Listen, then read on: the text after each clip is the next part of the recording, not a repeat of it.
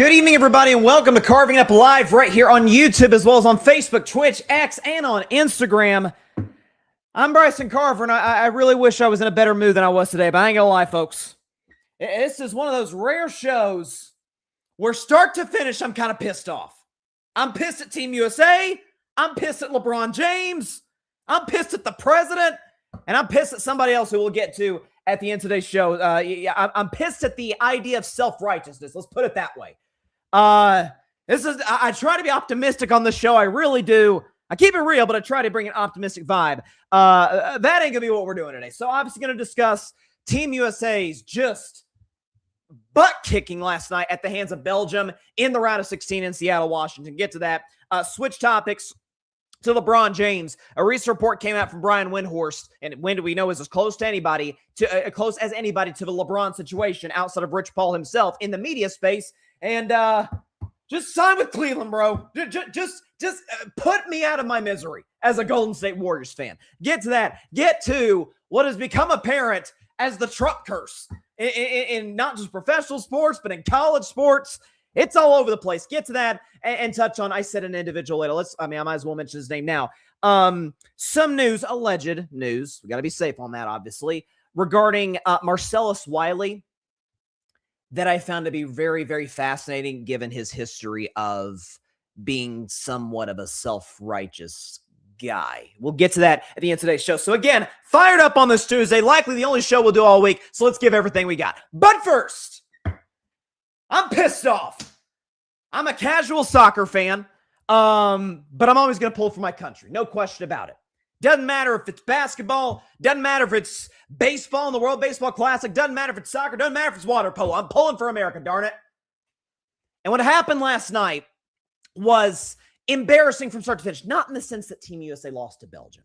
Belgium, after all, is the 9th-ranked team in the world. According to FIFA, Team USA is ranked the 17th. Belgium did beat Team USA back in March in a friendly. Now, you could say, the teams were different, what have you, but Belgium did beat us. Team USA has not beaten Belgium literally almost 100 years, 1930. What was that, during the Hoover administration? It's been a while since we've gotten the upper hand over Belgium. But you could tell, and we'll get into the controversy with Balogun again later in the show, but you could tell from the jump. Ooh. I mean, guys seem a little tight out there right now, I'm not gonna lie. Again, I'm not a soccer expert. I'm not a body language expert, but just own naked eye watching the television, I'm like, God, they seem more nervous than the fans do, and that should never be the case. And I understand, biggest game in the history of Team USA men's soccer. We understand that. But there was an energy. The fans brought it in Seattle. We knew they would. Seattle is as passionate a soccer city as there is in the United States of America. There's no question about it. But you saw it just in 3 of the 4 goals the Belgium scored. I'm not trying to take any credit away from those guys. They were clearly the better team from start to finish. No question about it. The problem was 3 of the 4 goals were like, oh, God, Team USA just kind of collapsed defensively there. The third in particular, listen, I don't want to be too harsh because this isn't the number 1 player in Team USA that I'm coming after. Today, at least. Matt Freese. Listen, I get it. He's an MLS goalkeeper. I understand that. What happened on that 3rd goal in the second half? Like, it's the guy just panicked. It's straight up. As soon as that ball comes to you, bro, kick that thing into Mars. I don't care what you got to do. Get the ball out of play. Get the ball out of, your end of the field. Instead, he panics. He kind of pump fakes. It was very similar to, I forget what the kicker's name was for the New York Giants. There was a game where the Giants played the Patriots last year. It was a Monday night game. And the Giants kicker, as he was swinging his foot, he hit the turf before he hit the ball, and it was pretty bad. I think it actually indirectly saved a Giants fan's life. You should Google that story. It's really interesting. Point is, that's what it reminded me of. And of course, Belgian player kicks it. There's no one back for Team USA. There's one guy kind of backtracking, but he's off balance. Easiest goal of the night. And what was most disturbing, as we learned today, regarding Argentina and Egypt. Again, another game where Argentina survives by the skin of their teeth. Unbelievable comeback today. Congrats to them. But it's almost, in some ways, more dangerous not to have the momentum than to have the momentum. Again, it's that weird sort of psychological instance in sports where it feels like the second that you feel like momentum's on your side, especially as a dog, got to keep the foot on the gas pedal. And with Malik Tillman, back-to-back games, just like he did against Bosnia in the round of 32. And again, he did it last night against Belgium. Hits yet another free kick, evens at 1-1. It's like, oh my gosh, just watching as a fan. Man, we have been severely outplayed in this first half. We could go to halftime 1-1. I feel good about our chances. Momentum on our side, again, just for the fact that the game should not be tied. Home field advantage in a major way. We feel good about our shot here. 61 seconds after the ball's put back in play. 2-1 Belgium. It's like, guys, and again, on another defensive lapse. And there's an element of, maybe against Paraguay and against Australia and Turkey, that probably should have been the early red flags. You could say we played our backups against Turkey because the game didn't mean anything. It was last group stage game. I understand that. But our defense was suspect in that spot too. Gave up a late goal against them to lose. And then obviously against Bosnia, God bless those teams, but they're not on our level. Once we face a team in our weight class, or maybe slightly above our weight class, wasn't competitive. Well, Bryson, listen. Team USA is not as good as Bosnia. Okay, fair. Is Cape Verde as good as Argentina? Because they took it to the wire over the weekend in the round of 32. Cape Verde almost knocked out the defending World Cup champs, led by the greatest player of all time, Lionel Messi. I mean, virtually every single game in this World Cup has been like that. Paraguay gave France some problems. Now, you could say it was kind of a conservative, defensive strategy. Paraguay pushed the French guys. They did. We're not competitive. And a big reason we're not competitive, let's be honest, is the guy, and again, I want to continue to preface all of my comments regarding the sport, regarding this World Cup. I am a sports fan. I am more, it's weird to say expertise. I'm not a player or a coach. I am far more comfortable talking about the ins and outs of football, American football, that is, basketball to a certain degree, baseball, certainly not soccer. I'm an amateur. I'm a casual. But just what I've been told by diehard soccer fans in this great country, man, you know why we could maybe surprise some people this World Cup? You know why maybe we could get to the quarterfinal for the first time since 2002? Christian Pulisic. Christian Pulisic is not only the best player on our team. I've heard some folks say throughout the last month or so, the build-up to the World Cup, and at least in the early stage of the World Cup, best player in the history of Team USA. Again, as a casual, I'm searching for him. Where is he? I'm looking for him on the field. Again, he gets hurt, and I believe it was the 59th minute, kicks a guy for Bosnia, twists his ankle, whatever. Again, he was hurt in the early stages of this tournament. Could not find Christian Pulisic the entire World Cup. No goals. Nowhere to be found. That should never be. Again, I'm a soccer casual. But let's say you're a basketball casual. And I tell you, if you're watching a game, hey, let's say you're watching like the Spurs. Hey, there's this guy from France, Victor Wembanyama. Forget that he's 7'5". He's just different. You watch for 2 minutes, like maybe his offensive game isn't quite there. Defensively, like, holy crap, he is different. If you watched Steph Curry, even at this stage, holy crap, he shoots better than anybody else. He's from way out there. Casual people in any industry, singing. I've always said, like when you watch these talent shows, American Idol, The Voice, America's Got Talent, you can tell who's going to have a professional career almost instantaneously. Like you just can. I was really young, if not, I may have not been alive when Kelly Clarkson, won, was it American Idol? I think Kelly Clarkson won. Crushed it, right? You could tell, I'm sure immediately, see her career is now. Oh yeah, Kelly Clarkson's going to have a long career. She's going to be really, really talented for a long time. She's going to sell some albums. You can tell instantaneously who the great ones are.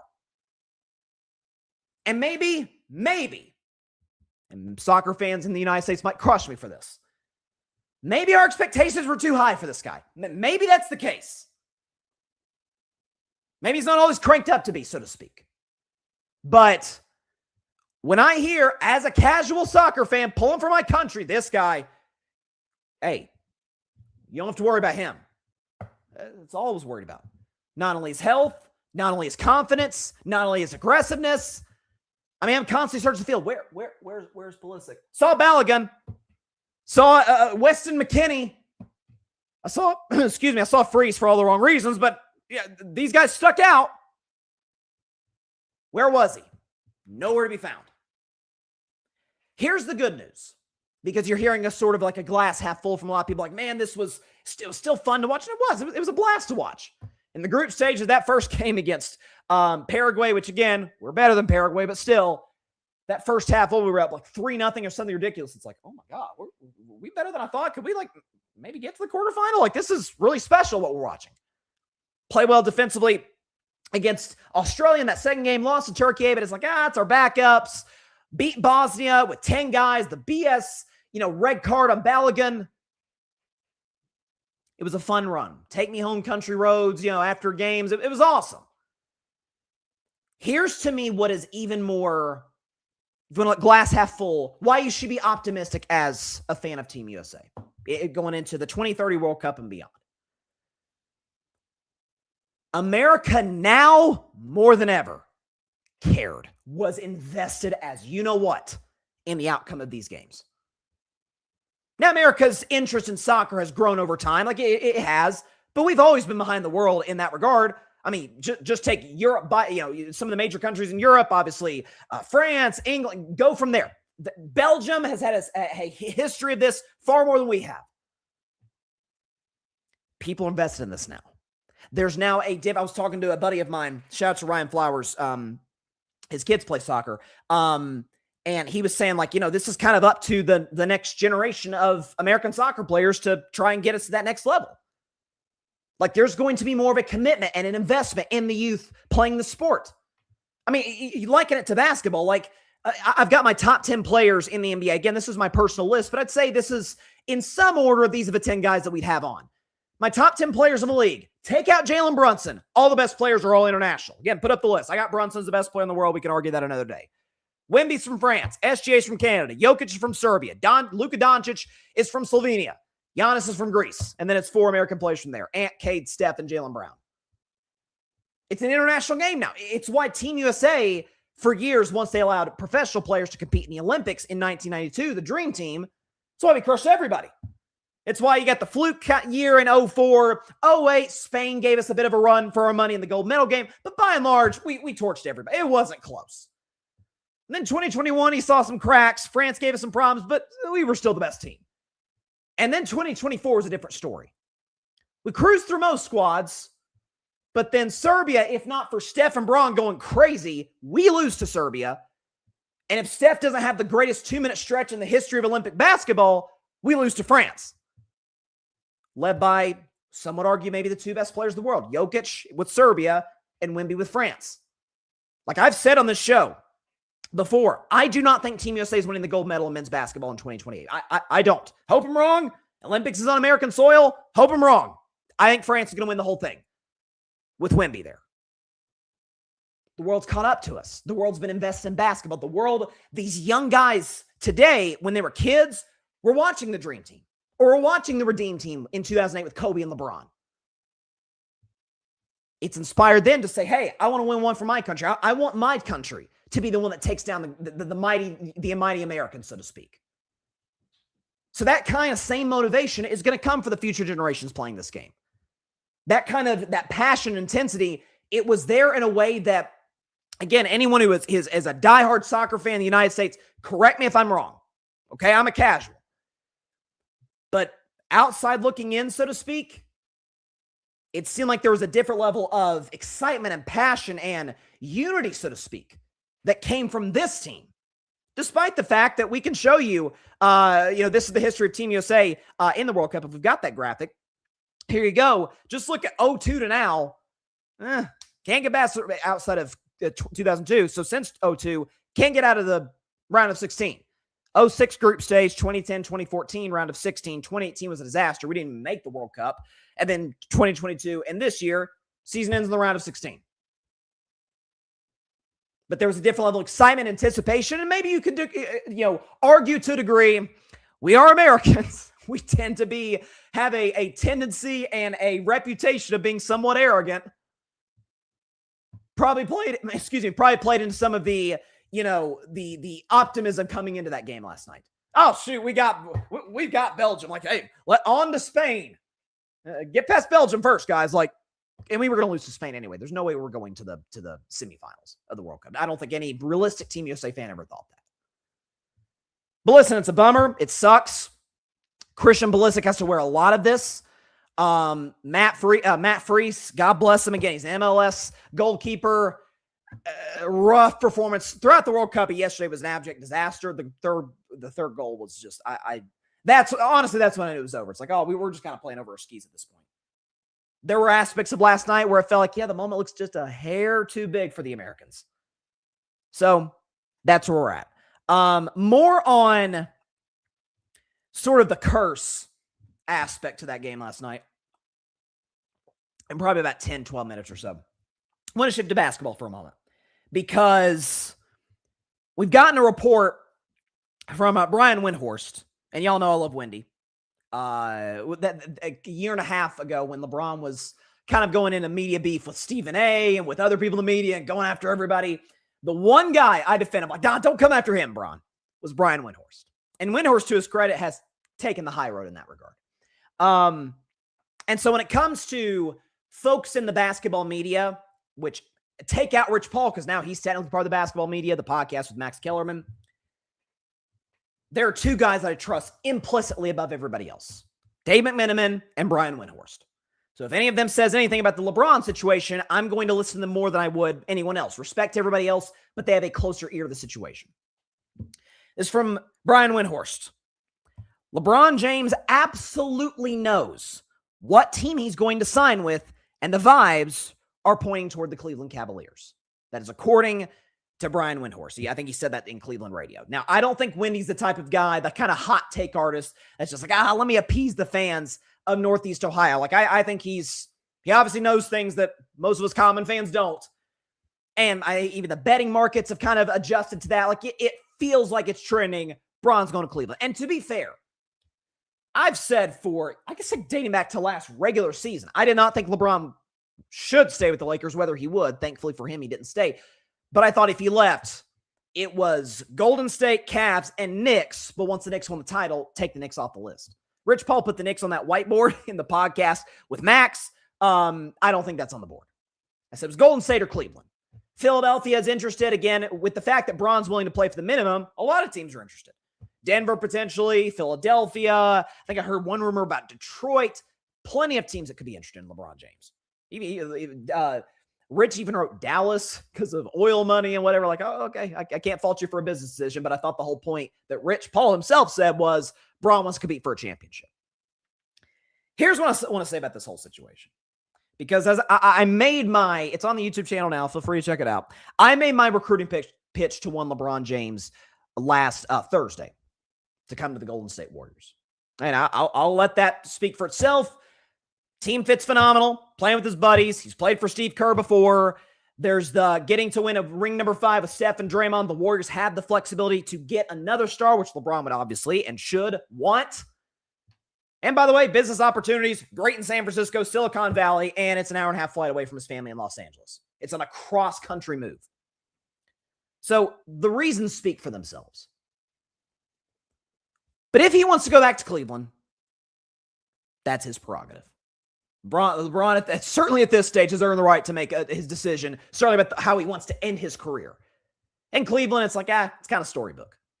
Starts career in Cleveland, Northeast Ohio kid from Akron, disappointed the fans, he left, but then he comes back, the triumphant hero, leads them to the title in dramatic fashion, then he leaves again, and then he ends it there. That's all great. And if Bron wants to do that, he can knock himself out. Two problems, though, that I would have. Number one, Rich Paul said, glad he did, by the way. I think this at this point, Bron's a billionaire. This should be his priority, is winning. Rich Paul said he wants to go where he has the best chance to compete for a championship. Cleveland ain't that. Like, it's not. Oh, well, Bryson, they made the Eastern Conference Finals. Okay. First of all, they got dusted in that series by New York, so they're clearly not close. That's number one. Number two, and I've said this before, and now this changes. Donovan Mitchell signed an extension today, so we know he's the franchise guy long term.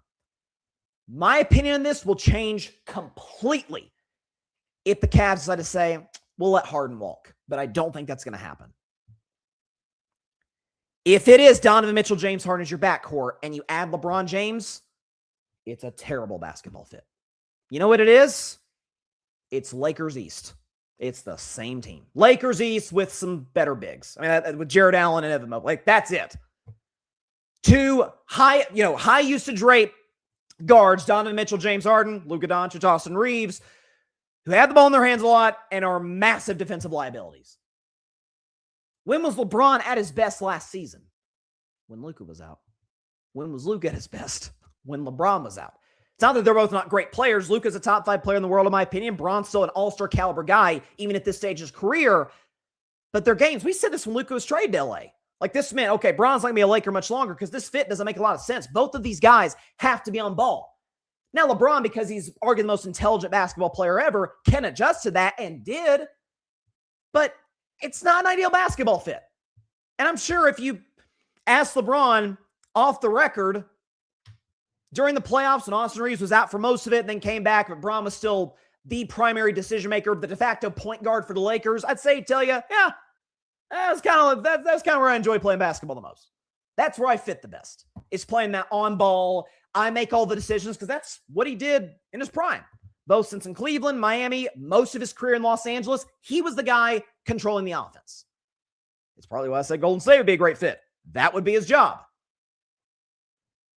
So from a basketball standpoint, yeah, adding LeBron makes the Cavs better, sort of. I don't know what you do, because if you put Bron on ball, I think Donovan Mitchell can play up. Harden can't. Harden is he's a non-factor off the ball. He's just going to stand there and watch, man. He ain't doing nothing. God knows he's doing even less on defense. So 2 on-ball guards who are both defensive liabilities. And, oh, by the way, one of those guards, James Harden, literally the most notorious playoff choke artist in the history of professional sports. Like, that's what he is. Notorious. Garbage. Moment gets biggest, that's when he's the worst. Donovan Mitchell, mixed bag. More good than bad, but mixed bag. Bron's always been great in the postseason. Harden's been a disaster. So if he wants to go back to Cleveland, okay, basketball fit is clunky at best. And it's the exact same situation that he just left in LA. It literally is, except the fans are more loyal to him in Cleveland. The second thing I want to say is this, because I do believe Windhorst when he says, like, yeah, and Wendy's been saying this, I'd say, for the last couple of days. It kind of seems to be pointing to Cleveland. I know Mark J. Spears, who does a great job at ESPN, said, hey, the Warriors aren't out of it. I don't think the Warriors are necessarily out of it. They're certainly not the favorites the way they were 10 days ago, but they're not out of it. But if Bron wants to go back to Cleveland, hey, knock himself out. Just go back to Cleveland. Just sign the deal, make the announcement. That's it. Like, I love LeBron James, but this does, to a certain degree, maybe to a large degree, play into the notion that a lot of LeBron critics, if you could say haters, critics, whatever, have said over the years, can be a little, likes the attention, can be somewhat of a, I don't want to say prima donna, so to speak, but is very much a guy who is not low-key. Let's put it that way. Now, if that's his personality, hey, you do you. But teams like the Warriors and the Sixers and Miami are waiting for you to make a decision. When Windhorst is reported, he's already made the decision. Now, Rich Paul's closer to Bron, but Rich Paul's like, this might be a while.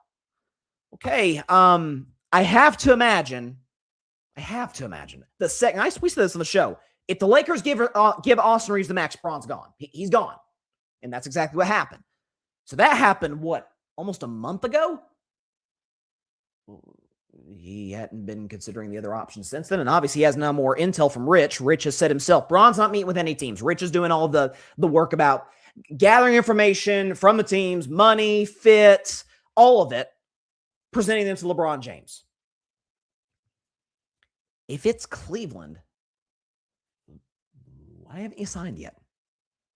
So now Harden's like, is he coming to Cleveland?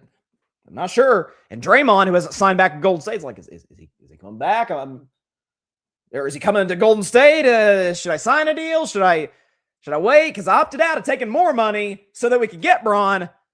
Did Bron just screw me over out of money? Like it's a really clunky situation at this point. And again, what optimism I have as a Warriors fan is rooted in the fact that, okay, Draymond opted out. We know how close Draymond is to LeBron.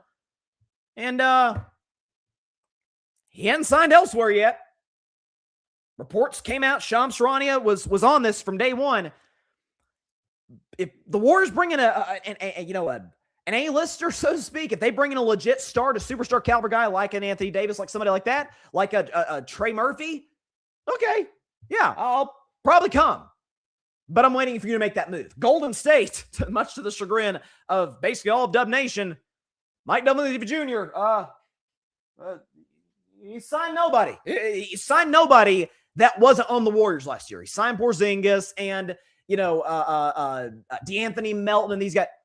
They were Warriors last year. He hasn't signed anybody new to the team. Rui Hachimura signed with the Clippers yesterday. It was a devastating blow to me as a Warriors fan. I really wanted Rui. Maybe it's a sign. I don't know. I'm on edge. I want to see Steph Curry play meaningful basketball games at the end of his career when he's still great. Bron gives him the opportunity to do that. If you get Bron, especially at a cheap price, you have all the flexibility in the world to get another star to bear with Steph, Bron, and Draymond Green, with Steve Kerr as the head coach and a good bench. Young bench. But at the end of the day, I love you, Bron. If you want to go back to Cleveland, it's a horrible basketball fit. Knock yourself out, man. Just go. Like, literally, like, again, I kind of feel bad for Harden and Draymond. Like, you sign yet?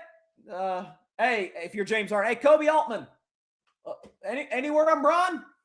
And if you're Draymond, hey, Mike, anything? I kind of just, opted out of a lot of money in order to bring him in. Has he said anything? I don't know. Rich, Draymond's a clutch client. Draymond and Bron are best friends. They're very good friends. Rich represents both. Rich wants the best for both, obviously. They're his clients. He's the power agent in the NBA. I don't think he'd screw Draymond over financially if there wasn't something in the works. So maybe Bron, having not signed with anybody, and it's, July 7th, free agency open a week ago today, tells you maybe Bron's sitting back waiting. Guys, hey, Trey Murphy, Anthony Davis, somebody. Then I'll come. But I'm waiting. Maybe that's what's going on. And if so, then make something happen, Dunleavy. Please. Please make something happen. And if you want to go back to Cleveland, just go. Just sign. That way Harden can sign and Draymond can sign, and we can wrap this up in a bow. And it'll be over. I'm getting very, very anxious. I gotta admit, very agitated with how long Bron's taking. And that report from Anthony Slater, Warriors fans joke on Twitter, man, Anthony Slater never has any good news for Warriors fans. I'm like, his job's not report good news, his job's report the news. But he said, the Warriors are, this is like probably of the weekend, the Warriors are content to run it back with their current roster. It's like, oh God, we're really gonna be in the play-in again, aren't we? So yeah, just Bron. It's been a week. Actually, it's been longer than that. I'm sure he's been considering his options for longer than that. Make up your mind, man. Please. Quit hanging us on a string like this, man. It's torture. It's torture, I tell you. All right. Let's take a break. Because when we come back, I got some words for the president of the United States of America, Donald Trump, after his curse once again affected sports in a negative way. And then at the end of the show again, shorter show today, I've got some words also from Marcellus Wiley. Again, it's a fired up episode of Car Ramp Live. I'm irritated a lot of people. Let me take a break to cool myself off. We'll be right back.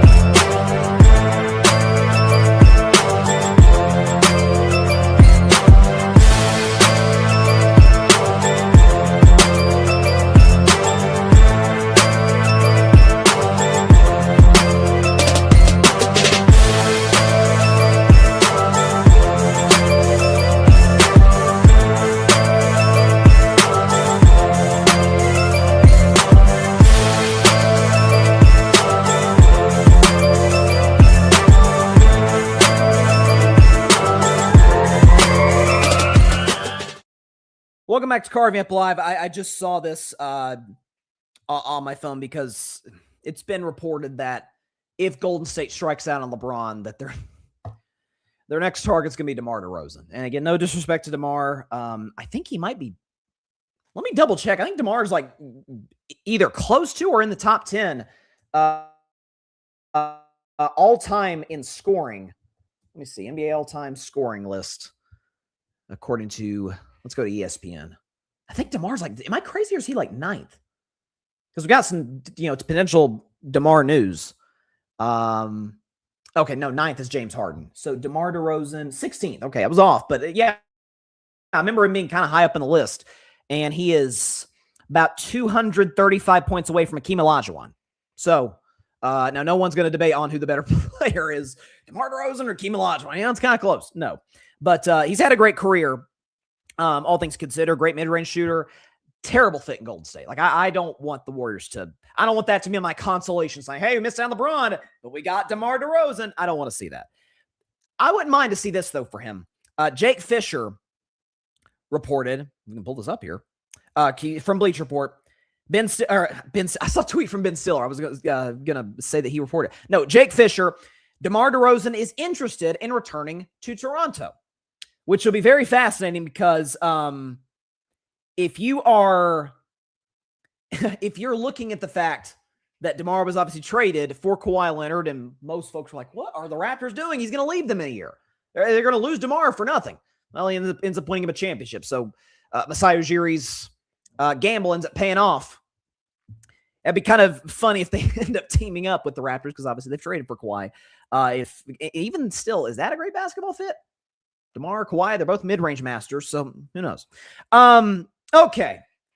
So this has been the topic of discussion the last, 6:30 Eastern, so call it 20 hours. Some are even speculating before this if Team USA lost to Belgium. About the so-called Trump curse. For those that maybe aren't following, Donald Trump has called himself many times. He's I'm a big sports. I love sports. And we talked about in the show, like, yeah, maybe, but, he signs the executive order. This was a couple months ago. We did a segment on the show where he signed the executive order to where the Army-Navy game, no games can take place at the same time as Army-Navy. And as we said on the show, great. No one was arguing that they should. And it's always been that way. Army-Navy, it's usually the week after the conference championship games, so like second weekend of December, 3 o'clock in either Philadelphia, D.C., New York, somewhere in the Northeast. That's where the game's played at 3 o'clock, second Saturday of December, Army-Navy. No one else is watching anything else because there are no other games on at that time. It's kind of an annual tradition in college football where Army-Navy's at 3 o'clock, and then usually later that night is the Heisman Trophy ceremony. So it's a late afternoon to evening college football Saturday. It's like a cool December tradition. So he signed the executive order. Cool. It does literally nothing except for what it's always been doing. So he might be a sports fan. His facts and his information are, as they are most things, at best, flawed, deeply flawed. So Donald Trump, and honest to God, I'll be transparent. I gave him credit for challenging FIFA to let Floris Balogun be able to participate in the round of 16 game against Belgium.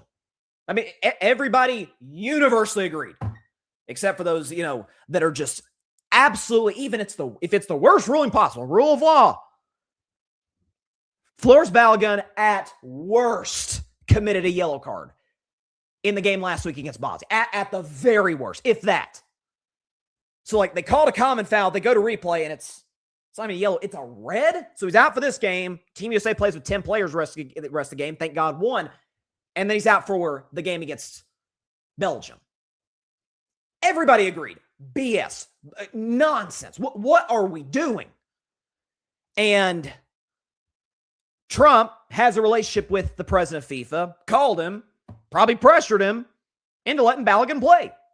We're like, oh, obviously we're better with this guy in the field. He's, at this point, our best player. Pulisic, as we talked about earlier, was a no-show in this tournament. Belgium's our best player this tournament. Have him on the field. The problem was, and I felt just a teensy bit of this, and then I really felt it as the game played itself out. Now with Balogun out there, I'm not a believer in excuses, but there would have been this element of kind of a nothing to lose situation. Because Team USA is not as good as Belgium with Balogun. They're certainly not as good as Belgium without Balogun. And there would have been this, hey, we're fighting for our teammate. He was done dirty. This is BS. That wasn't a red card. There would have been the kind of this general energy at Lumen Field in Seattle. This one's for him. This one's for Floris Balogun. Whereas with him back in the lineup, no excuses. You got your whole squad. No excuses. And we saw it happen. It was an abject disaster. And Trump himself got involved in this. Well, just in his second term alone, the Trump curse is a very real thing. Just weeks into his second administration, was Super Bowl 59 between the Kansas City Chiefs and the Philadelphia Eagles. And before we get into that, this is a special edition of Carving Up the Context. As the head coach of the Colorado Buffaloes, primetime Deion Sanders says, "Give me my theme music."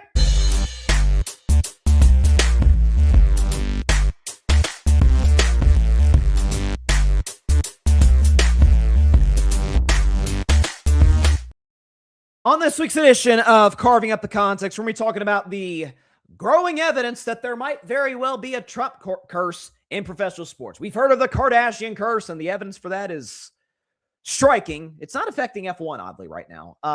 It is for Kimi Antonelli, and that is bothering me. Kimi, you got this, buddy. Don't let it get to you. But the Trump curse is in real effect. You start back in Super Bowl 59. The Kansas City Chiefs, the Philadelphia Eagles. The Kansas City came in and back-to-back champs. If Mahomes wins this, is he already greater than Tom Brady? No, I said at the time, not yet, but he could be on the track to doing it.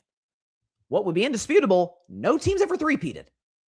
And if Mahomes and Kelsey and Jones and Reed and the Chiefs, if they do this, like, oh my gosh, it's the greatest run in NFL history.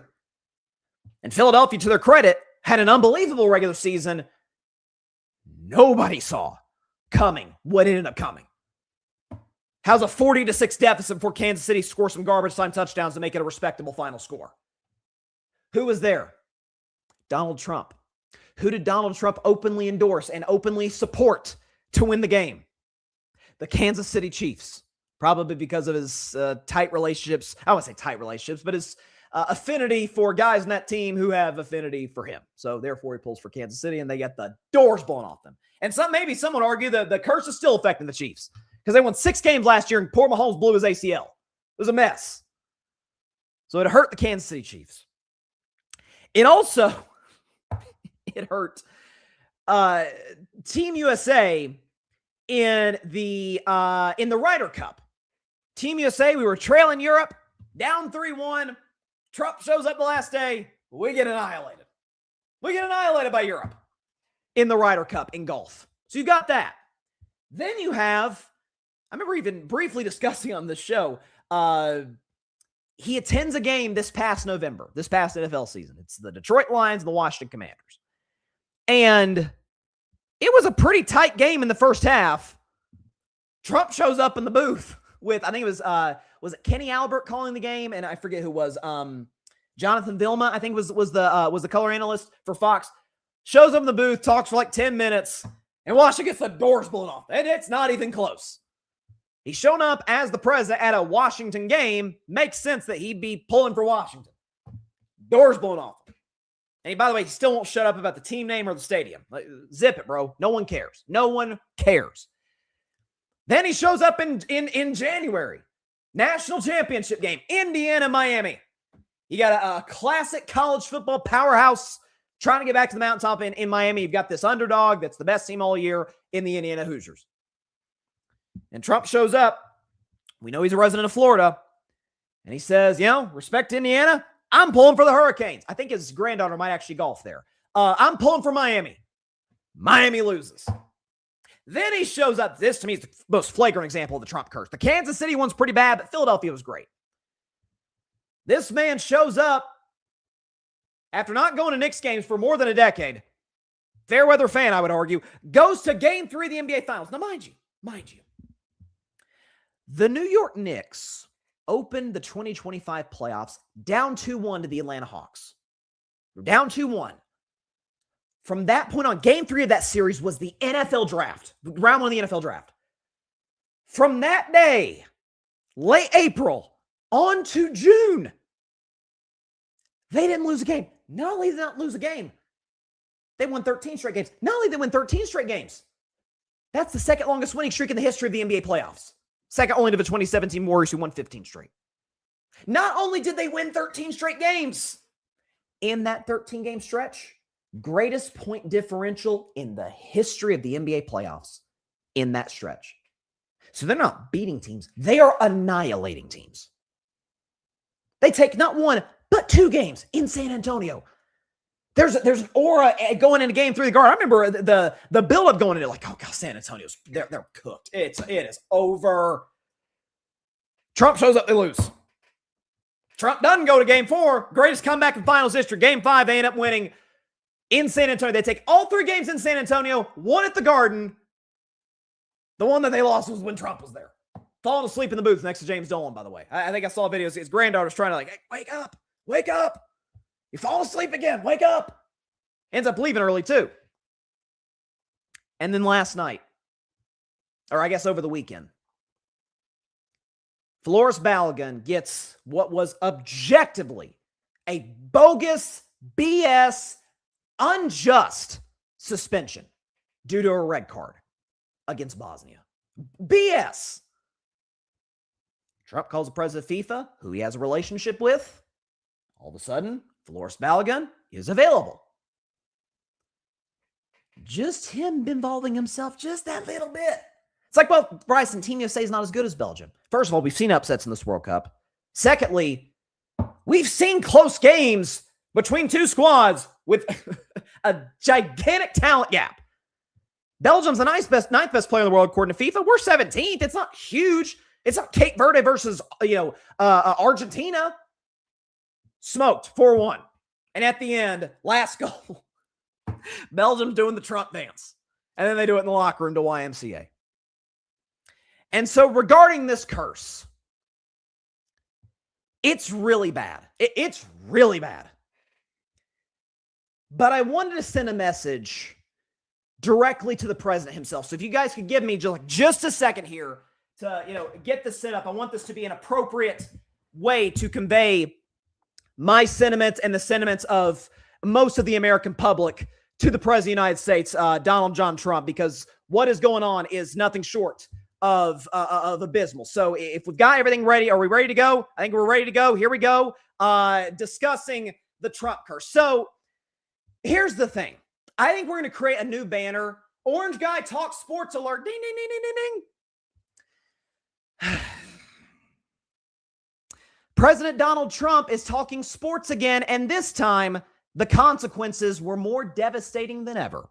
Here's his barely intelligible, not to mention incoherent take on Floris Balogun's red card against Bosnia at a press conference in the Oval Office. So I saw the play, and I'm a person that loves sports and was a good athlete, and I understand sports really well, really well. He didn't do anything wrong, and he's our best player or one of our best players, a very vital player, and he gave him a red card. I didn't know what that meant. I didn't think it meant much. Then I started hearing that means he can't play in the next game, at least in the next game. I said, boy, that's a big, if it happened to another player, it would have been unfair. But when they take your best player, or just about, they have some great players, and they say you can't play, that's very unfair. But wait, there's more gripping insight. Here's Republican Senator Ted Cruz from the state of Texas doing a little bootlicking of his own. And on behalf of all Americans, thank you for getting rid of that ridiculous red card. This is his... That was interesting. It was spectacular. There was a reason the FIFA trophy sat here for as long as it did. It was spectacular. Must they run their mouths like that? Unfortunately, a lot of grown adults in this country and some kids take these ignorant comments seriously. Look, there might be a cautionary lesson in Donald Trump for kids. This is what happens when you attempt to run for president without any prior political or military experience and do so as the oldest elected president in United States history. Twice.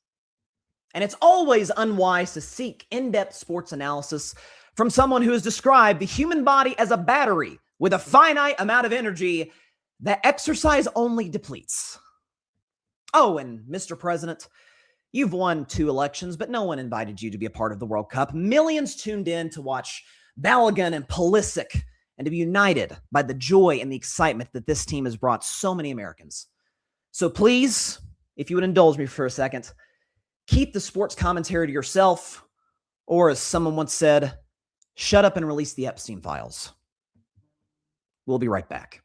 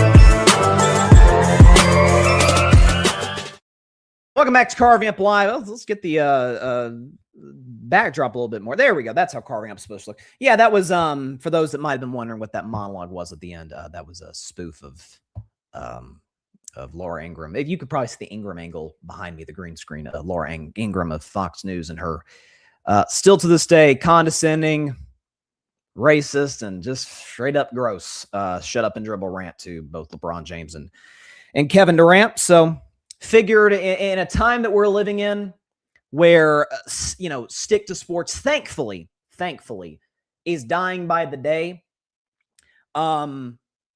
Those who, would like folks like LeBron, KD, or anyone on the opposite side of the political spectrum not to speak out about politics, but people like Jackson Dart, for example, or Nick Bosa or Conor McGregor, it's, hey, they're being McGregor's not American, but they're being patriotic citizens of the United States. So if they want to support the president, they should darn well be able to do that.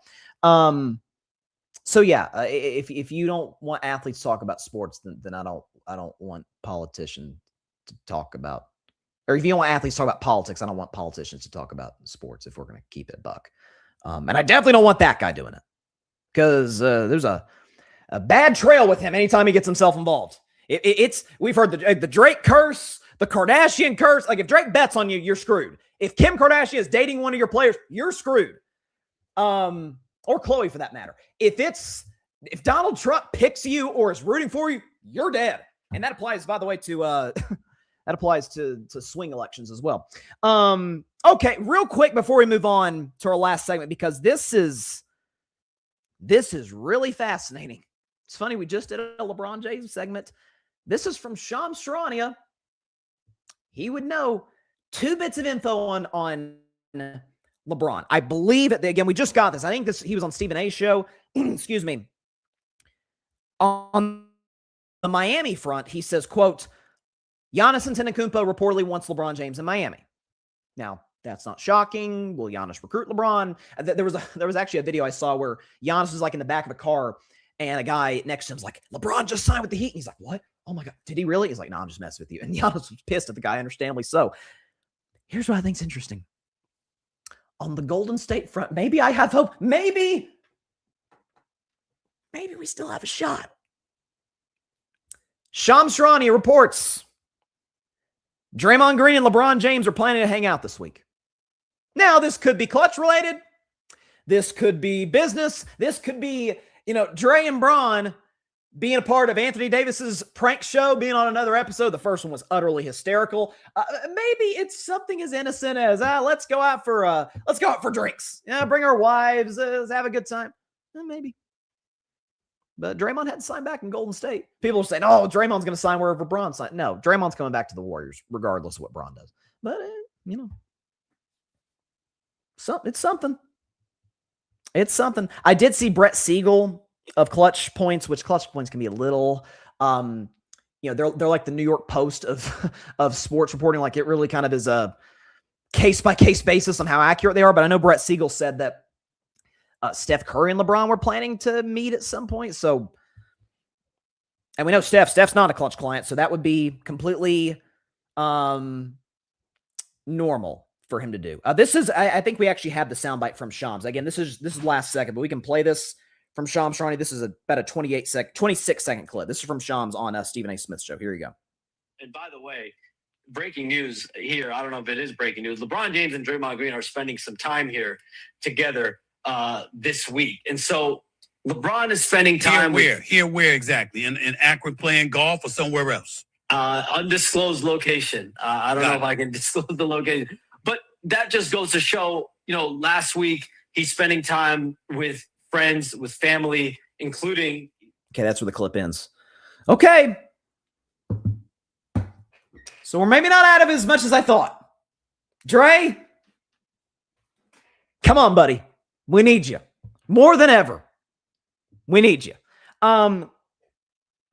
Last segment. That's probably the happiest I'll be this show. Because the last segment, we're unfortunately ending on a bit of a sour note. So we'll start with the extremely serious aspects of this. I saw this story and I thought it was fascinating. Marcellus Wiley, who former NFL player, was very successful in television at ESPN and radio at ESPN. He had a really good show with Max Kellerman back in the day. And then he went to Fox Sports and had a good show there.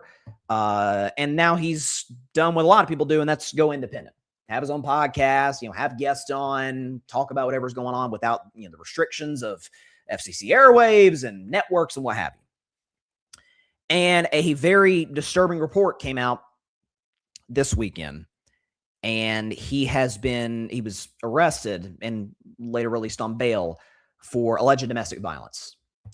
And his wife, since then, I think she might have been on one of the housewife shows based on what I read.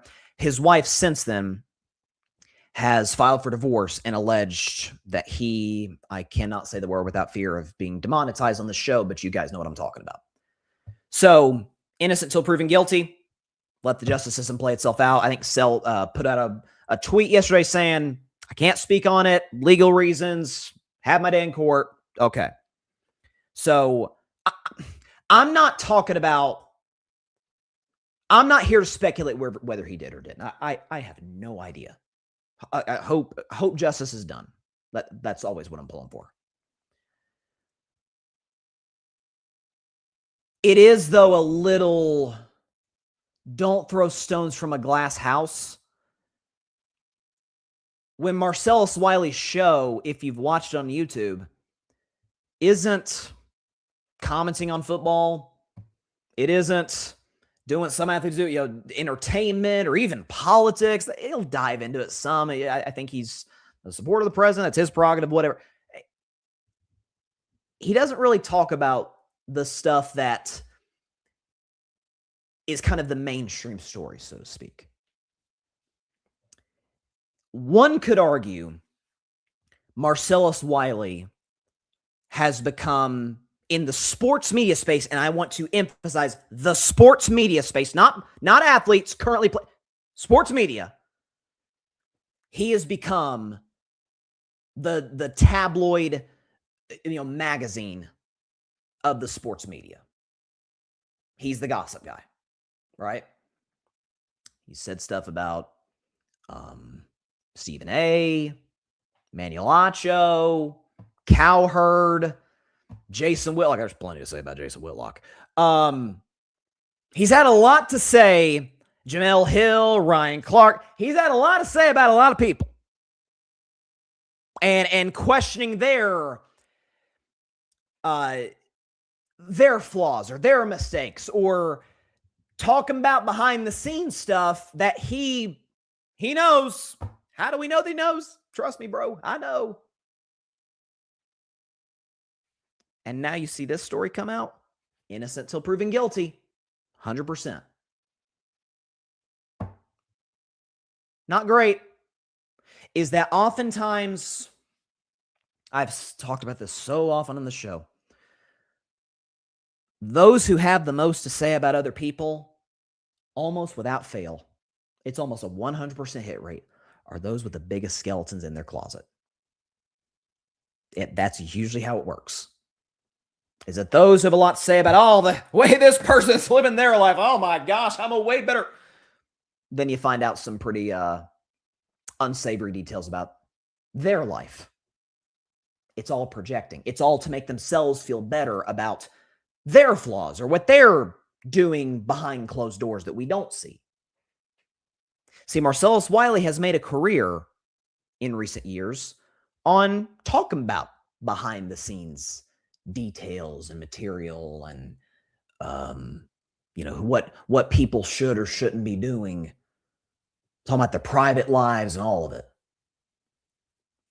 And now this comes out, again, innocent till proven guilty, and it's like, oh, this is way worse than whatever you've accused anybody of. Stephen A., Ryan Clark, even Jason Whitlock, of all people, Cowherd, Nick Wright. I mean, he's had a lot. Joy Taylor, he's had a lot to say about a lot of people. And for some, you could argue he's kind of danced on their proverbial career graves. If they've been let go or fired, he's like, let me tell you something about what I know about this individual. Well, now we might know some things about your personal life that aren't great. So I think for a guy like Marcellus Wiley, listen, I obviously hope the allegations are false, because what he's being accused of is as horrifying as it gets. But if indeed it's true, that podcast featured a lot of projection, a lot of overcompensating for some big skeletons in that closet of yours. So that's all I'll say about that. I think it is really fascinating how confident he was in the faults of others. And folks, none of us are perfect. Like we all, to a certain degree, I was talking to somebody about this today, we're all hypocrites on something. We are. We're never going to be 100% consistent across the board. I try to be. I don't have a 100% hit rate on that. But it's always the people telling you either how to live your life or how the way other people live in their life, yikes. It's those who've got some baggage that they don't necessarily want revealed. And that's where I'll leave it. Very pissed off show today on carving it up, but that's all the time we got. Listen, if any Bron news breaks, we'll be back here, talk about it instantly. It could be this week, next week, week after that week. It could be a month from now. Who knows? But we've got I will say this as a little bit of a teaser before we get out of here. I have been working on a project, on a series that will be released on this channel in the coming weeks. I'll leave that there. We'll give you more details as a few things get finalized, but very, very excited for you guys to see it. I hope to do more kind of more sort of, I guess, what's the word I'm looking for? Linear content, so to speak, like a start to finish, beginning, middle, and end. Than I have. Like I did this 4 years ago. The only time I've really done it was, shout out to my man Isaac Loss. I was just talking to him yesterday. The Carving It Up U.S. Presidents Edition. I thought about maybe even redoing that. And where I talk about me and Isaac talked about all the presidents, then we ranked them at the end, and it was a blast. Doing more content like that. We've got something like that coming down the road. It's sports related, and I'm very excited for you guys to see it. So I'll leave it at that. We'll give you more information as we get closer to the release date. So there you go. All right, with that, glad we ended on an optimistic note. That is all the time we have for today's show. Appreciate everybody stopping by as always. Again, we likely won't be back the rest of let me say this. We won't be back the rest of this week, barring some LeBron James news about like him actually signing somewhere, not rumors. So likely gone for the rest of this week. So back next week, Monday, Tuesday, we'll give you a heads up. Again, I apologize that the schedule's been kind of inconsistent with the World Cup and the finals before that and free agency, but such is this stage of the year. The summer, not a ton going on. Now, thankfully, World Cup this year, but by and large, that's not been the case. So we'll be back next week, though. Whenever it will be at 6 p.m. Eastern, 3 p.m. Pacific time. If you want to have any updates or consume any of our content, subscribe and follow to all social media platforms. Instagram and TikTok are at Carving Up Podcast. X is at Carving Up Pod. And then also follow me on Twitch as well, Carving Up Podcast, and which is where we stream the show as well. And then subscribe to my YouTube channel right there. Get my finger there. Right there. Carving Up with Bryson Carver. And of course, subscribe down over. Let's do this. Down over here. The Grid Network. GRYD, the Grid Podcast Network. Subscribe to that. Subscribe to Carving It Up. Follow me on all my social media platforms. We would greatly, greatly appreciate the support. Have a great rest of your week, guys. Continue to celebrate 250 here in the United States of America. We will be back. Team USA will be better in 2030. The next generation is going to come up, and they're going to show us what they got. This country's into soccer now more than it's ever been, and that's good news for the future of Team USA men's soccer. Hope everybody has a great rest of your week. Stay safe out there. God bless y'all. Peace out. But I'm still pissed, though. I'm not going to lie. Thanks so much for watching the show on YouTube, and be sure to go click that big red subscribe button and check out the other clips and full shows from Carving It Up Live, as well as our other incredible content creators here on the Grid Network.